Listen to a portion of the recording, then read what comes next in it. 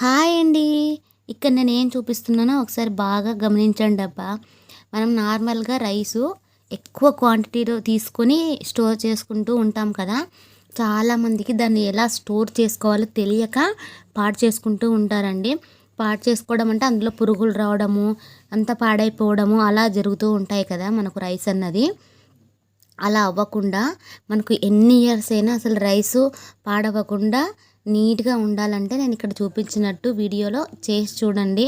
మీరు ఇంకా 3 ఇయర్స్ అయినా 4 ఇయర్స్ అయినా సరే బియ్యం ఎలా ఉంటాయో నీట్‌గా మనం తీసుకున్నప్పుడు అలాగే ఉంటాయన్నమాట. మేము ఎవ్రీ ఇయర్ ఇలాగే చేసుకుంటామండి. అంటే ఎవ్రీ ఇయర్ అయితే తీసుకోము. మామూలుగా ఒక 2, 3 ఇయర్స్‌కి ఒకసారి తీసుకుంటాము. అలా తీసుకున్నప్పుడు ఇప్పుడు ఇలా వీడియోలో నేను ఏం చూపిస్తున్నానో అలా స్టోర్ చేసి పెట్టేసుకుంటామన్నమాట. అవి బియ్యం అయిపోవాల్సిందే గానీ పాడైపోవడం అంటూ ఎప్పుడు జరగలేదండి మాకైతే ఇంతవరకు. అందుకు ఏమేమి యూజ్ చేసామన్నది మీకు వీడియోలో నేను నీట్‌గా అయితే చూపించాను. ఇంకొక ముఖ్యమైన విషయం ఏంటంటే మనకు బియ్యం అనేవి ఎక్కువ రోజు నిల్వ ఉండాలి అంటే వాటికి తడి అన్నది అస్సలు తగలకూడదండి. కొంచెం తడి తగిలినా సరే అవి మొత్తము అట్టలుగా కట్టేసిపోతాయి అన్నమాట బియ్యం అన్నది. అలా తగలకుండా చూసుకోండి. అలాగే దానికి తగినంత గాలి కూడా తగలాలండి. ఒకవేళ గాలి తగలకపోతే మనకు స్మెల్ అనేది వస్తుందన్నమాట బియ్యం అన్నవి.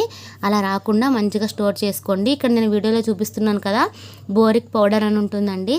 ఇది ఒక బాక్స్ వచ్చేసి మనకు 50 కేజీ రైస్ ప్యాకెట్కి అయితే ఒకటి సరిపోతుందండి పాకెట్ అది క్వాంటిటీ అన్నమాట.